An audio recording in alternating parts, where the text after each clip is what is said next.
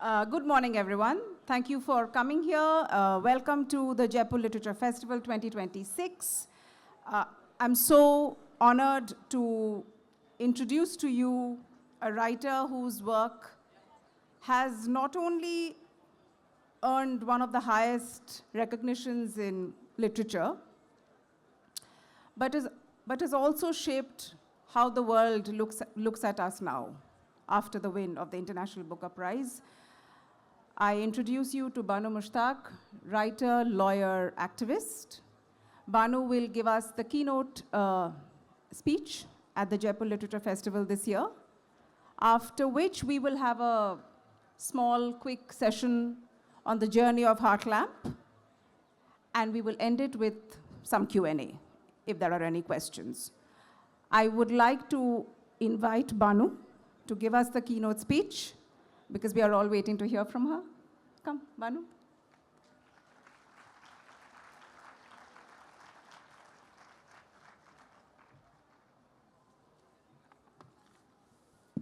Okay.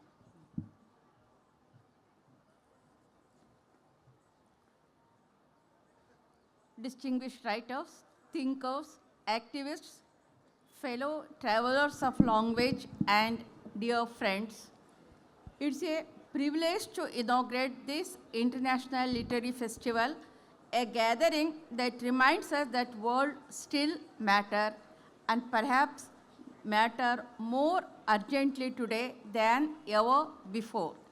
We are here to speak about writing and social activism, but before we discuss them as concepts, I would like to say this plainly. For many writers across the world, especially in societies marked by inequality, violence, silence, and erasure, writing has never been a choice detached from life. It has always been an act of survival, often an act of resistance. Many years ago, when I began writing, I did not imagine myself as a social activist. I was simply trying to understand the lives around me, the silences inside homes, the unspoken grief of women, the quiet humiliations that never reached public language. I wrote because something within me refused to accept that these lives were meant to remain invisible. Only later did I realize that this simple act of paying attention or naming what was systematically unnamed was already a form of resistance. Writing does not begin on the page. It begins in the body, in lived experience, in memory, in pain, in hope. When injustice becomes routine, silence itself turns political. In such time, writing becomes a way of refusing that silence. Social activism is often imagined as something loud. Marches, slogans, confrontations. Writing, on the other hand, is seen as quite solitary, inward-looking. But history tells us something else. Some of the most powerful social transformations have begun not with a shout, but with a silence, with a sentence, not with a crowd, but with a conscience. A writer does not always stand on the street. Sometimes she stands inside a sentence and refuses to move until truth is spoken. Across cultures and languages, writers have carried the moral burden of their times. They have written against caste, against racism, against patriarchy, against colonialism, against religious hatred, against the slow violence of poverty and neglect. Often, they did so at great personal cost, censorship, exile, isolation, even death. And yet they wrote because to write for them was not to decorate reality but to interrogate it. Come from a society where social hierarchies are deeply embedded, where gender, class, caste, and faith intersect in complex and painful ways. In such a context, writing cannot afford neutrality. Neutrality very often is a privilege enjoyed by those untouched by injustice. For writers on the margins, literature is not an ivory tower. It is a witness stand, witness box wherein we are cross-examined. Socially engaged writing does not mean propaganda. It does not mean slogans disguised as stories. True literary activism begins with honesty, emotional, ethical, and intellectual honesty. It means listening carefully to lives that are not usually heard. It meant restoring dignity to those who have been reduced to statistics. It means allowing complexity where ideology demands simplicity. A poem can resist not by shouting, but by remembering. A story can dismantle prejudice not by preaching, but by humanizing. A novel can challenge authority not by offering answers, but by asking dangerous questions. In a world where increasingly driven by speed, spectacle, and sound bites, literature insists on slowness. It asks us to sit with discomfort, to read what unsettles us, to recognize ourselves in lives we were taught to ignore. This too is activism. Today, we live in a time when truth itself is under attack, when language is weaponized to divide, to dehumanize, to erase. In such a time, the writer's responsibility deepens. We must defend not just freedom of expression, but the integrity of expression. We must resist the temptations to simplify complex realities for easy applause or ideological comfort. Social activism in writing is not about certainty, it is about courage. Not about moral superiority, but moral attention. Not about speaking for others, but making spaces so they can speak. This is especially important in an international gathering like this one. Our contexts differ, our histories are distinct, but the ethical questions we face are shared. Who gets to speak? Who is listened to? Whose suffering is visible? Whose joy is allowed legitimacy? Literature, at its best, builds bridges across these questions. Translation becomes a political act. Listening becomes a form of solidarity. Readers across borders becomes a refusal to let nationalism, prejudice, or fear shrink our moral imagination.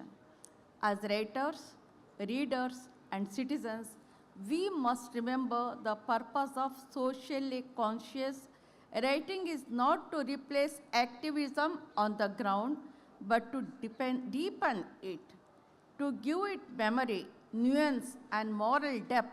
Movements may change laws, but stories change hearts, and no lasting change is possible without both. Let this festival be a space not just of celebration, but of reflection. Let us honor language not as ornament, but as responsibility.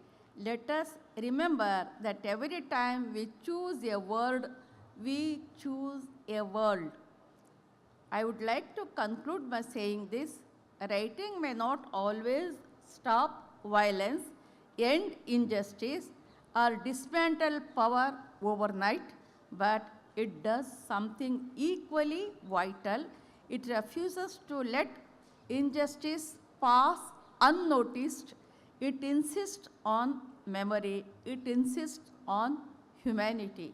And in times like ours, that insistence itself is a radical act. Thank you. I wish this literary festival with deep conversations, brave writing, and enduring solidarity. Thank you once again.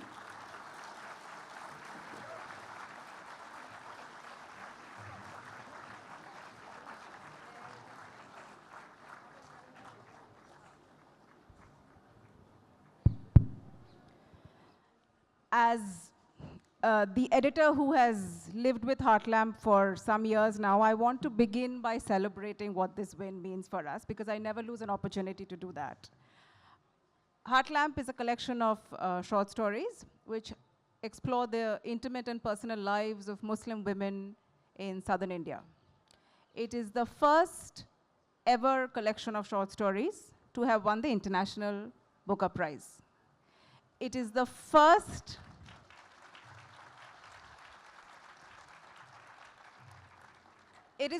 ever translation from Kannada, and it is the first time a translator of color has ever won the Booker Prize. So congratulations on all of these things. Banu and I have spoken about Heartlamp so many times that we are now struggling to find something new to talk about. So I will begin at the end. Banu has written Heartlamp over the course of 33 years as short stories. And now finally, having won the Booker Prize and having lived with these stories for 33 years and the last year, which has been interesting to say the least, sitting here today at the Jaipur front lawn, how do you look back at these stories? And how do you look back at the last year? What has been the most important emotion that you have felt? Yeah. About the stories, we may discuss in our coming discussion in detail. But about my last year, what I felt the same, one strong emotion is lot of love and affection the people all over Karnataka and all over world they have bestowed upon me. They are so happy. They are hugging me. They are gifting me. They are taking signature on the books and they want to see me. They want to shake hand and they want my presence and they are so happy at it. And this love and solidarity I cherish the more.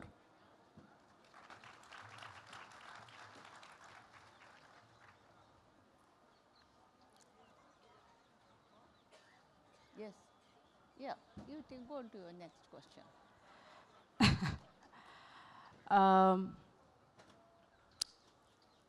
What lies ahead for Banu Mushtaq?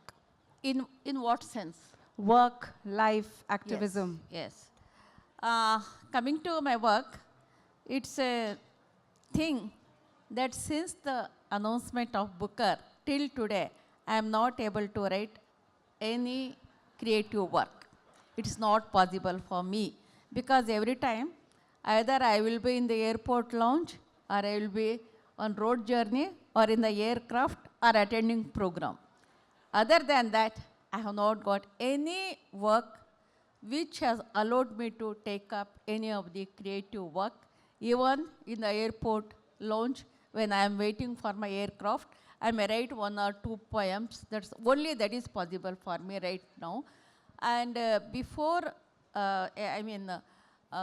pre-Booker time, I had I was started writing my autobiography, and it is half done, and it has remained in the same stage till now. I want to complete that autobiography now at the earliest. It is my first project. Next is my 7th collection, short story collection, is coming in Kannada. And a second short story collection in English. The work is undertaken and it is being done. It may also get published soon. And next, about, you asked me about work, life. Life is quite different. From pre-Booker and post-Booker, I cannot compare both the lives. And after the award of Booker, I am I have got a different stage, a different scenario. I am traveling vast, I am meeting people, I am interacting with them. And I see this Booker is not as an award, but it's a responsibility on me. And it has strengthened my social activism also. And I am getting to know more and more. I am getting more understanding towards the people. And my life is not as before, but it's a different life. But even the concept of activism is also changed. It has got a large perception and perspective also.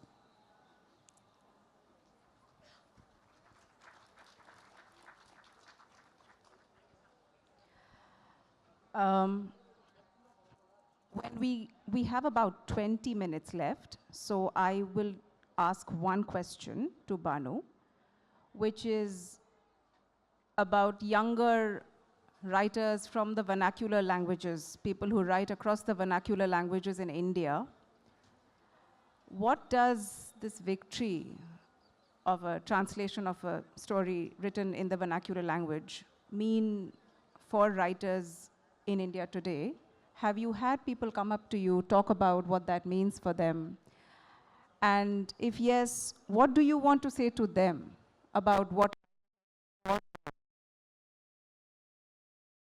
Writers have awakened, or rather, let me say, more than younger writers, their parents have awakened.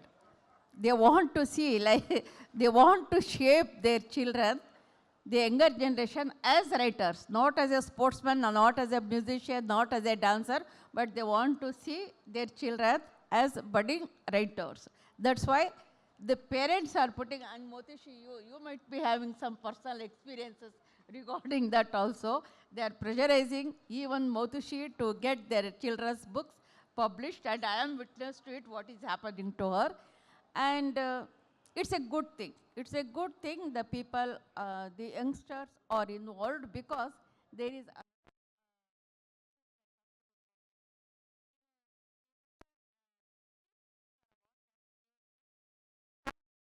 thoughts. That is, short story has been awarded ever in the history of Booker. Short story collection has been awarded. That is something which has to be recorded.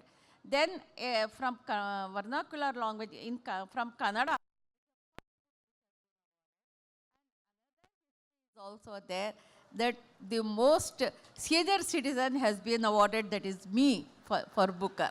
It has created histories. And Moutushi wants me to give some advice to younger writers. And there is a one thing, there is one mother, her daughter who is about 14 years old, she has written some literary work. And this mother, who is in an influential position, she has got launched the book of her daughter through chief minister, through higher post people, and now she wants me to write foreword to her daughter's book. See their expectations and their method of promoting their children. But I want to say, I'm so happy that youngsters are writing. Younger generation is into literature and writing and creative, indulgence. And for this happiness, I want to give them a message. Don't just plan writing, start writing. Write, write, and write. That is the only message I can give to them.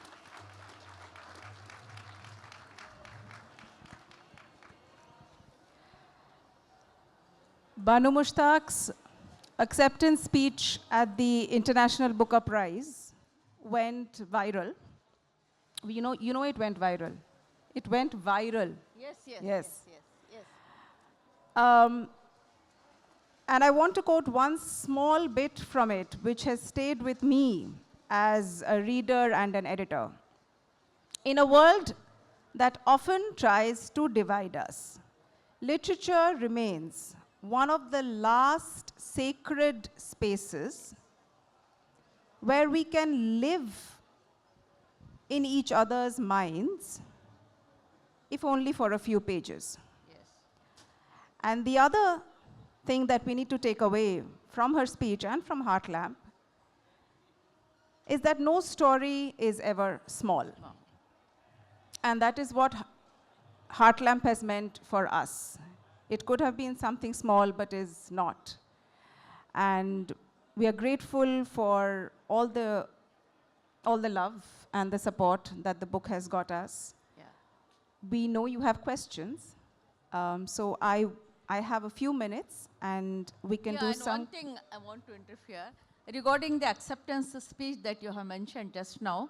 When I went to London to attend the event, my entire baggage was lost during transit. Next morning, I never had anything to change, and no Indian dresses were available there.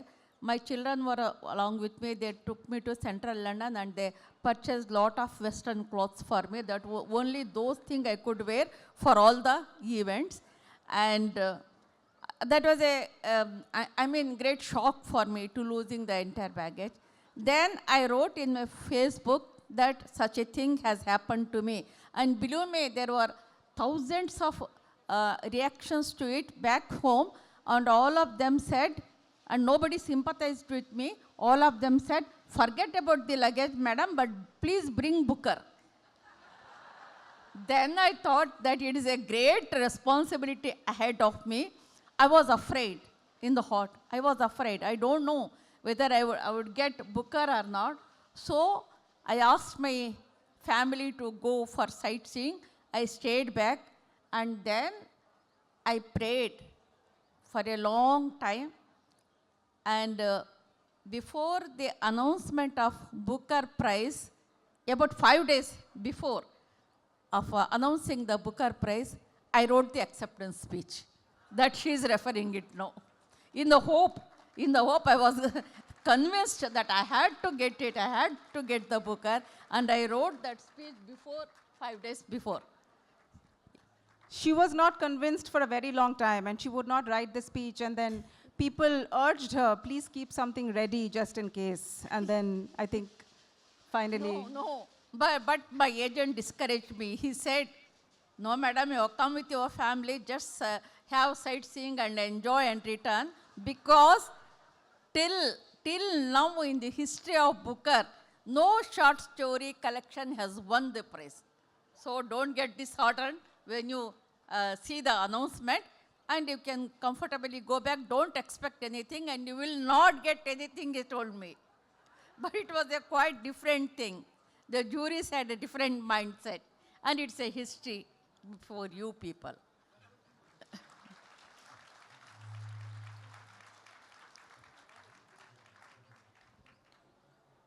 Are there any questions for Banu Mushtaq? Yes.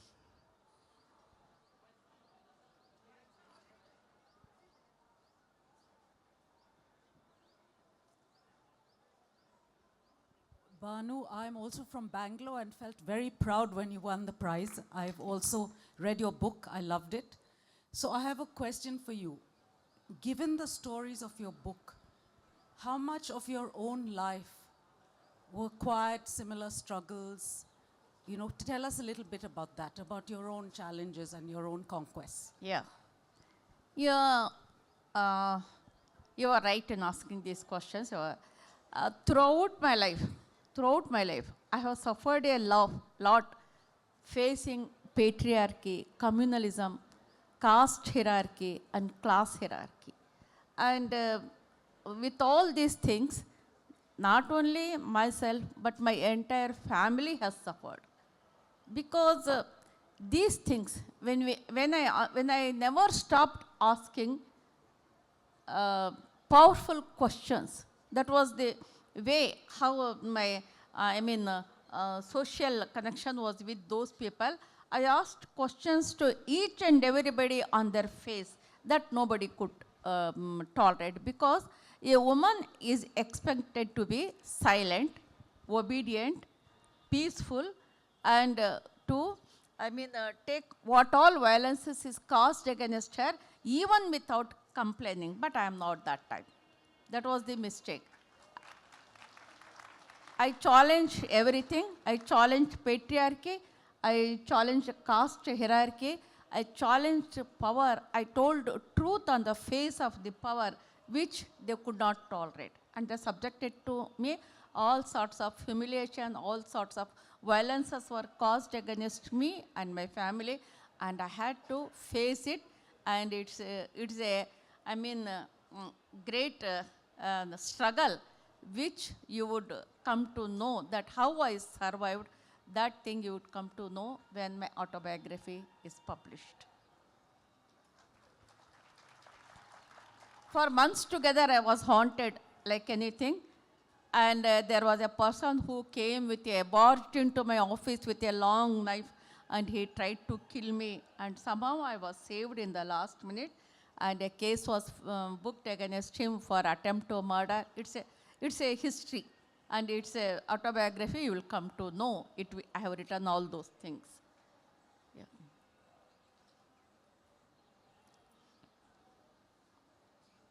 And in my stories also, in any stories, in any creative work, you will see the glimpses of autobiography of that author.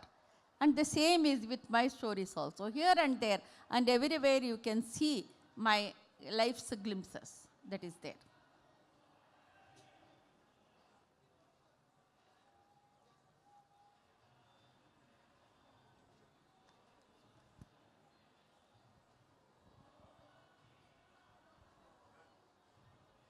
There was a very unseemly and, to my mind, a very disgraceful controversy about your inauguration of the Dasara festival in Mysore. How exactly did you deal with it, and did your family suffer as a consequence? Yes. It may take long time. The Chief Minister of Karnataka invited me to inaugurate Dasara festival at Mysore. It's both religious and cultural, and sponsored by government and the royal family of Mysore. All of them are involved together. But when I was invited, some people who had different notions about the Muslim community, they just did not wanted me to inaugurate it, because they claimed that it is a Hindu festival and a Muslim lady should not be allowed to inaugurate the function. But they trolled me continuously for 1.5 months in all the foul languages and all the uncivilized words. And there was media attention also. From morning till night, there were media people with all the cameras, and they wanted to get my one bite, and thereby 100 controversies would erupt. And some people barged into my home, and they wanted that I should reject the invitation of the Chief Minister. And they insisted even Chief Minister to withdraw the invitation. I kept quiet, but when people barged into my home, the government became alert, and it arranged for security to my home, and they arranged for a gunman to me. And even today, this security continues back home. And afterwards, they went to Karnataka High Court and challenged, and they asked orders to prevent me from inaugurating the Dasara function. And the High Court rightly rejected their prayer. Further, they went to Supreme Court of India, and they also filed, even at the admission stage itself, their petition was dismissed, and I was asked to inaugurate the function by the Chief Minister. And Once again, it was a struggle. It was a fight with unseen people and unseen power and unseen caused by mental harassment caused by those people. And entirely for those 1.5 months, my family from various parts, they came to my home, they stayed with me and they consoled me and they gave me a lot of strength. And people also, a lot of people, they gave me strength to fight this. I kept quiet. I never gave any single statement to anybody, but promptly on the day of inauguration, there was a convoy arranged by the Mysore city administration. I went with them and it was a huge and strict security under that. I went to even to Chamundi Hills and inaugurated it peacefully and delivered a neat and a speech. My words touched the hearts of each and everybody in Karnataka and out of Karnataka, and all of them, they were happy, and there was a happy ending after a long struggle.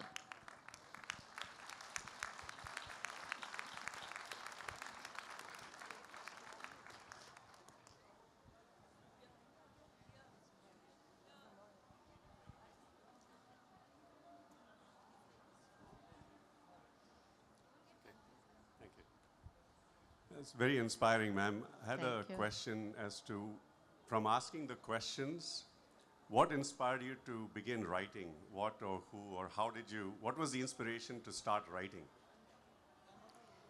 I needed no inspiration.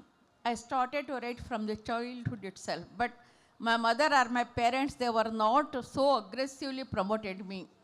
They just allowed me to write and forget about it.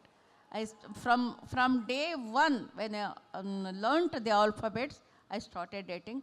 And I needed no inspiration at that time.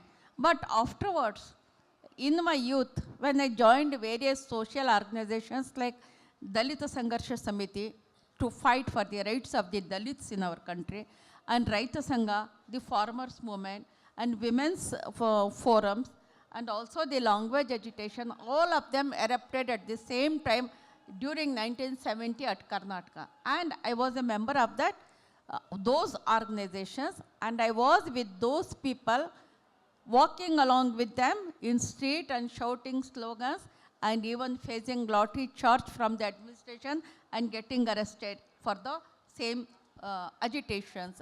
And at that time, there were a lot of workshops being conducted by the literary persons in our place to equip us with intellectual clarity. And I attended those programs also, and I started getting clarity about these political concepts and the social inequalities. And at that time, those movements inspired me to write. Earlier, it was not simply I was writing, that's all. But after this, I got hand with these social movements. These social movements, their struggle, the inequality and violence caused against them, that was my most important spirit, and that's how it, reflected on my writings also. There are two people at the back. Someone raised their hand earlier also. Yes. Get mic to him. Yeah, please give. Yeah, thank you. Yeah, Somebody please go is ahead. there. He needs a mic here with bread sweater Yeah, here. okay. Outside the red tape. Yes, ma'am, please. Yes. There.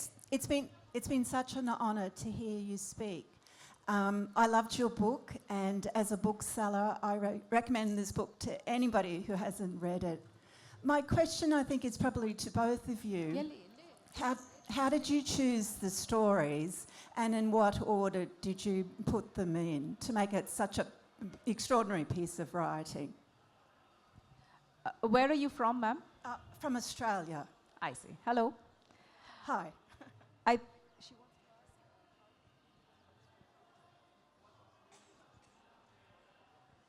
Yeah. These stories were from 6 collections of mine, which were published from 1990 to till 2023. And there are more than 60 to 65 stories in it. And one single volume was published which says Hasina and other stories. And a film is also been picturized on one of my stories, that is Black Cobra, during 2004 by a famous film director called Girish Kasarwalli. And it has won 3 national awards and even Golden Lotus for the heroine of Tara, Tara, the heroine of that film. And among these 6 collections, when I asked my translator Deepa Bhasthi to translate my works, there were about 60 to 65 stories, and both of us decided, and we made a list out of them, irrespective of the year that got published. Only representative stories of about 12 stories were selected by me and Deepa Bhasthi, and then she continued the work. There was no any special classification or any special guidelines to select those stories. Randomly we selected it because we were not expecting any booker at that time. Also, I think what happened was with one of the stories, which is Deepa Bhasthi went on to win the English Pen Translates Award.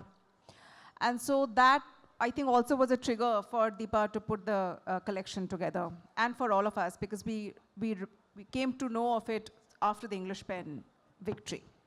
And that's when I met Deepa and things followed. Yes. Yes. Yes, please. Yes, sir. Right. Who is this? Okay. Okay, all right. Hello, good morning, ma'am. I'm Kaustubh Gaur and I've come from Delhi. And it was an absolute delight to be reading your work, Heartlamp. And I would like to ask you, Deepa Bhasthi ji, she has done an amazing job, while translating your work. But as somebody who has contributed to vernacular literature so much, I would rather want to ask you, how do you reflect back upon the translation that was done by Deepa Bhasthi ji, and what do you think are the issues for a vernacular writer when the works like these get translated? That's it. Yeah, Deepa Bhasthi has done a good work. She has put lot of efforts towards translation, because it was not easy also to translate my works. Because when I wrote the short stories, there was a great challenge for me, because I am a Muslim writer, and who are my readers? The Kannadigas, other than Muslims, they are the readers. And when I write about the rituals of Muslim, I cannot write about Deepavali or Dasara so intensely like I can write about Ramzan or Bakrid. So I selected the Muslim surroundings, Muslim environment, and I depicted my characters and their dilemma in that arena. But at that time, I used some of the words, and my mother tongue is Dakhni Urdu. And I used some of the dialogues in the same way we use at home in Dakhni Urdu. Say, for example, Janaza, I have written Janaza only, Roza, Roza only, Namaz, Namaz only, Iftari, Iftari only. And Deepa Bhasthi also carried. It was tough for her. She never wanted to translate that words into English. She retained those words. She asked me, we had some sessions earlier to publishing, and she would note down some of her dilemmas, some of her challenges, and she repeatedly met me. Both of us discussed, and she wanted to retain those words as they were, because that would give a different color, different reflections. She told me, as I told her, yes, go ahead, never interfered in her translation work. Whatever she has done, it is to her credit. I don't discredit her. She has done a marvelous job. And another thing is also, she avoided footnotes. She never wanted to give any footnotes, and that is why there was some, objections to say some English readers or some of the